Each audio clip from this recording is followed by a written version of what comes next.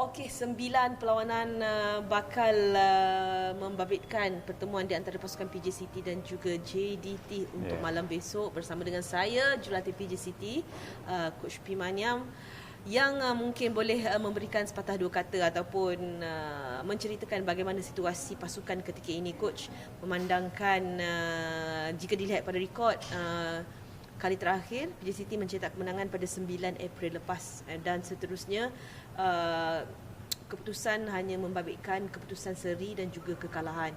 Jadi coach, esok perlawanan yang cukup penting dan mungkin satu lagi cabaran yang cukup kuatlah untuk PJ City. Mungkin coach boleh gambarkan sedikit macam mana situasi pasukan ketika ini, coach. Kalau kita tengok especially JDT, satu pasukan yang begitu kuat, pemain-pemain mereka begitu bagus. Kita boleh nampak foreign players, local players, both players ada quality yang bagus lah. So PJ City of course kita belum menang 3-4 perlawanan ini, tapi kita ada collect point macam 1 point macam tu. But overall performance kalau tengok PJ City, we are doing well.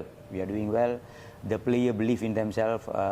Mereka sebagai local players menunjukkan satu disiplin yang begitu bagus. Mereka menunjukkan prestasi juga dengan begitu bagus.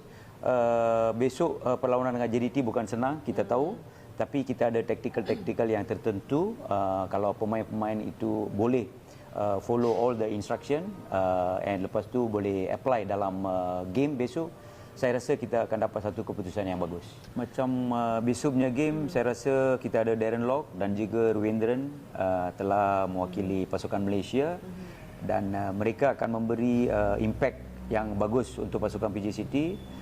With this player, 2 player, the confidence level will be more and always saya beritahu kepada pemain-pemain kita harus bermain sebagai satu pasukan, baru kita boleh dapat satu keputusan yang bagus. Inilah selalu kita beritahu kepada pemain-pemain bahawa kita harus bermain united, bekerja keras dan juga work very hard each other and make impact lah for the opponent. Normally kalau kita tengok PJ City, pasukan PJ City kita buat banyak individual mistake which dalam level macam ni kita sepatut tak boleh buat. Dan juga kalau kita tengok we concede goal dalam set piece and we understand that because of the height, all those things.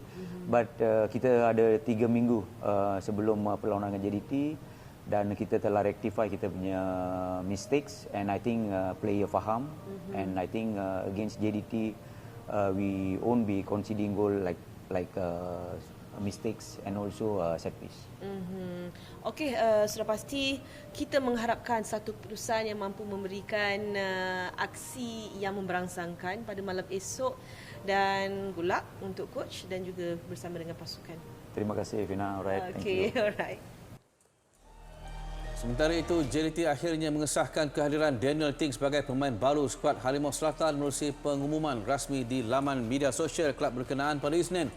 Ini selepas perkabaran jadi bualan hangat peminat bola sepak tanah air yang awal lagi sudah jangkakan pemain kelahiran England Malaysia itu berhijrah ke JDT.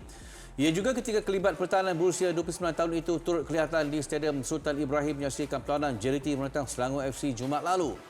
Jelas perpindahan ini mencetuskan kontroversi kerana Daniel meninggalkan KL City FC pada awal musim dengan alasan peribadi, dikatakan enggan ambil suntikan vaksin.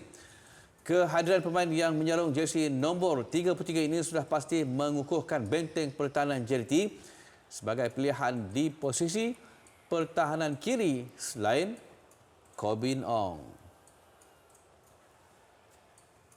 Okey, untuk kita nak mengetahui perkembangan terkini menjelang pertemuan JDT dan juga PJ City, kita bersama dengan si cantik manis Fina Nasrum di Johor Bahru. Tapi Fina, sebelum kita nak tahu preview sikit tentang pertemuan esok, Fina di mana sekarang? Saya nampak macam lampu lip-lap di belakang tu, saya tahu Fina kat mana sebenarnya. Dan bagaimana suasana Fina di sesi peminat JDT bertemu dengan TMJ malam ini kan?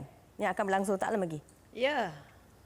Kalau ikut jadual yang telah pun diberikan, maklumat yang telah diperolehi akan berlangsung satu sesi temu bual di antara pemilik JDT Tunku Ismail bersama dengan peminat yang akan diadakan di stadium ini.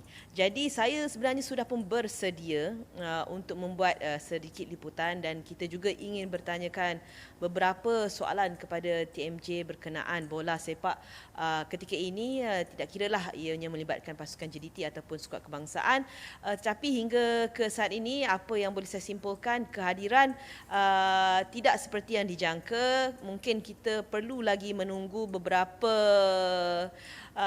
minit untuk melihat kehadiran yang lebih padu, orang kata. Jadi itu lebih menyemarakkan lagi sesi temu bual yang dijadualkan berlangsung pada malam ini. Okey. Fina boleh kongsikan sedikit sebab tadi laporan Fina ada interview dengan P. Maniam kan. Apa perkembangan terkini menjelang pertemuan PJCT dengan JDT nanti? Seperti mana yang telah pun dalam temu bual yang saya buat bersama dengan P. Maniam sebentar tadi, untuk ketika ini kondisi PJCT tidak berada pada tahap yang cukup sempurna. Ekoran kecederaan dua pemain utama mereka iaitu Kumaran dan juga Prabha yang hanya akan ditentukan dalam tempoh beberapa jam sebelum perlawanan esok. Prabha terlibat dengan masalah kecederaan lama, manakala Kumaran berhadapan dengan kecederaan ketika menjalani sesi latihan. Sudah pasti ini akan memberikan sedikit kesukaran kepada P. Maniam dalam menentukan kesebelasan terbaik. Apatah lagi seperti mana yang dibongkarkan oleh Maniam sendiri, kegagalan PJCT memastikan keputusan kemenangan sejak kali terakhir pada 9 April lalu adalah disebabkan oleh kesilapan individu dan juga kesilapan yang tidak sepatutnya berlaku. Jadi ujian untuk PJCT berterusan. Mereka bakal bertemu dengan JDT yang boleh dikatakan pasukan yang memiliki kesempurnaan dari segi barisan pemain. Namun apa yang boleh dilakukan oleh Maniam adalah sekurang-kurangnya mencuri mata di laman JDT sendiri, dan beliau sendiri menegaskan jika itu berlaku, ia adalah sesuatu keputusan yang boleh diselebrate, Adeline. Jadi cukup besar pengharapan daripada Maniam dan juga pasukan PJCT untuk melakarkan kejutan sekurang-kurangnya seri pada esok hari. Memang sukar sebenarnya Fina kalau nak tengok kat Liga Super ni untuk pasukan curi mata daripada JDT. Tapi dalam bola sepak apa-apa boleh jadi, dan bukannya PJCT tak pernah curi mata daripada JDT dulu. Tapi kena tengoklah bagaimana prestasi kedua-dua pasukan pada hari perlawanan. Okey Fina, last but not least, kehadiran Daniel Ting ni untuk JDT. Apa lagi yang Fina boleh kongsikan tentang kehadiran Daniel Ting? Okey, sudah pasti ini adalah sebenarnya kita menjangkakan perkara sebegini berlaku, tetapi ia memberikan kebaikan kepada pasukan JDT dalam usaha mereka menyemarakkan pasukan, memperkuatkan lagi pasukan mereka ketika mereka memiliki satu status di mata Asia ketika ini, Adeline, dan dalam masa yang sama saya fikir kehadiran Daniel Ting juga mungkin akan memberikan lebih banyak pilihan buat jurulatih Kim Panggon dalam mempersiapkan pasukan untuk ke Piala Asia. Jika sebelum ini kita hanya memiliki Corbin Ong yang memiliki darah warisan di posisi yang sama, mungkin selepas ini bakal ada pertimbangan daripada Panggon sendiri untuk memasukkan Daniel Ting ke dalam skuad kebangsaan, kerana pemain ini tidak pernah mendapat panggilan skuad kebangsaan lagi. Ketika era Tan Cheng Ho juga belum mendapat perhatian daripada jurulatih kebangsaan.